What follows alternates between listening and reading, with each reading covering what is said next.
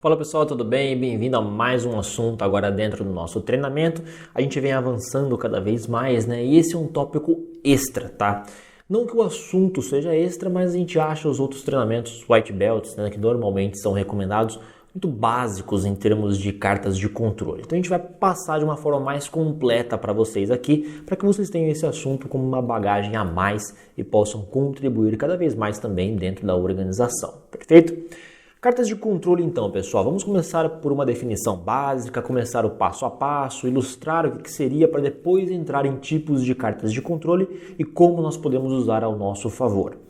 Falando sobre cartas de controle na realidade são gráficos aí utilizados para os acompanhamentos dos processos, tá? Então os gráficos determinam estatisticamente faixas denominadas limites de controle. Então, quando eu falo de um gráfico de controle, frequentemente eu vou verificar uma linha, tá? Pontos ao redor dessa linha e duas linhas, né, um pouco mais distantes do que essa que nós chamamos de linha média, eu vou explicar para vocês já, são faixas de limites de controle. Se vocês se lembrarem, eu falei para vocês nas aulas anteriores sobre nós devemos calcular a capacidade de um processo depois de ele estar sob controle estatístico. O que é isso? Dentro dessas faixas agora que nós estamos comentando. Bacana? Avançando um pouquinho mais, as cartas de controle estão divididas aí em duas categorias, tá? Que levam em consideração o tipo de medida e os dados que estão sendo analisados. Falamos também no treinamento que nós podemos calcular nível sigma para dados por variáveis, dados por atributos e aqui é a mesma coisa. Eu tenho cartas para variáveis, cartas para atributos. Dependendo do que eu for analisar, eu tenho que trabalhar com uma carta em específico, ok?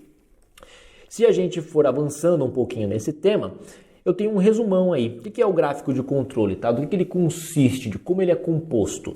Eu tenho uma linha média, um par de limites de controle, tá? Limite superior e limite inferior de controle e valores da característica da qualidade traçadas no gráfico. Dá uma olhada no seguinte, pessoal, vou desenhar com vocês aí, tá? Eu tenho um limite superior de controle, um limite inferior de controle e eu tenho aqui uma linha média. Bacana? E aí os meus pontos vão sendo traçados ao longo desse gráfico. Podem ter pontos fora? Podem ter pontos fora. E aí é o que nós chamamos de um processo que não apresenta estabilidade estatística. Bacana?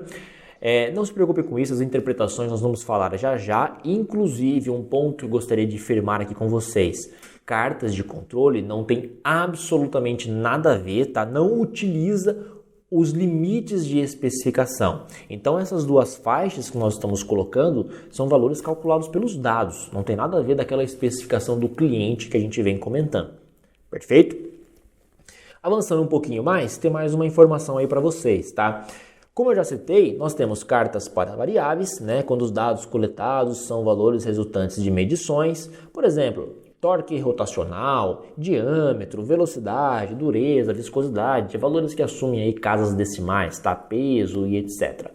Ou eu posso trabalhar por atributos, como 1 ou 0, tá? Quando tenho classificação binária, tá bom, tá ruim, passa, não passa, tudo isso nós chamamos de dados por atributos. Bacana?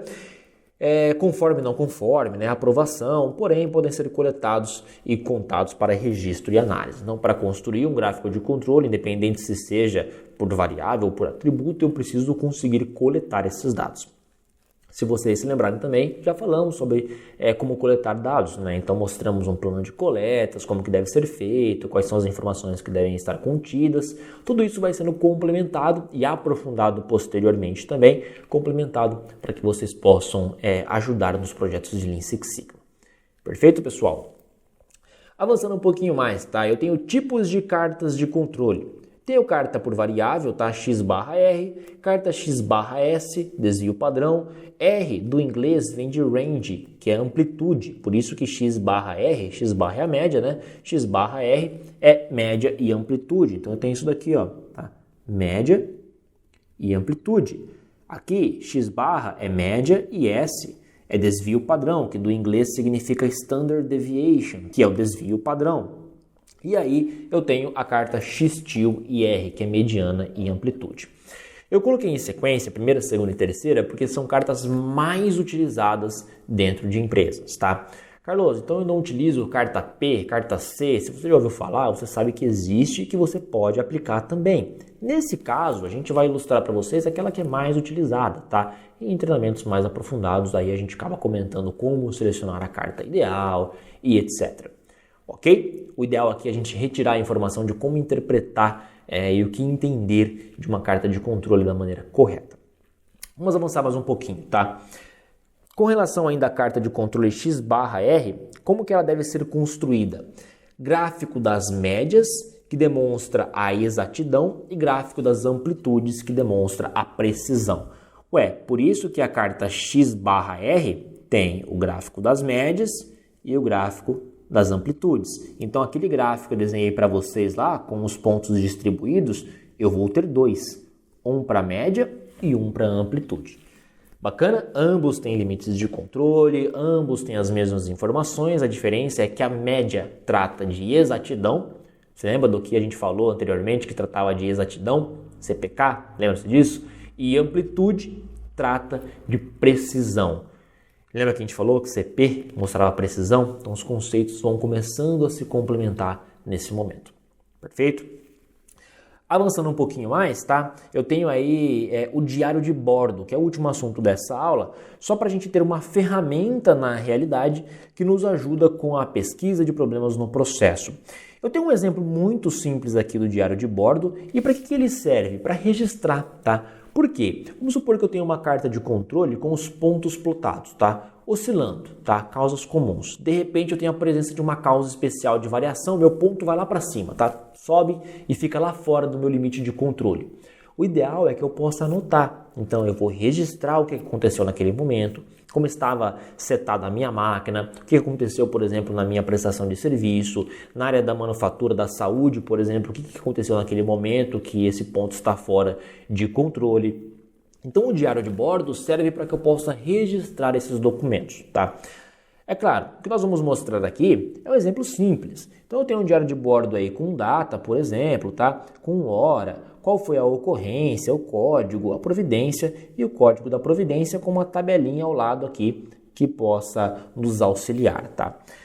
Não quero que vocês se prendam a esse modelo, esse não é o único, vocês podem colocar um papel em branco para que o profissional possa preencher, enfim, fiquem à vontade, adaptem a essa realidade à realidade de vocês, tá? Isso documento a realidade de vocês, isso seria o ideal. O importante é ter uma ferramenta, ter uma planilha, ter um papel, alguma coisa que vocês possam documentar qualquer coisa diferente no processo e esses profissionais possam utilizar isso também para futuras análises, tá? Futuras conclusões.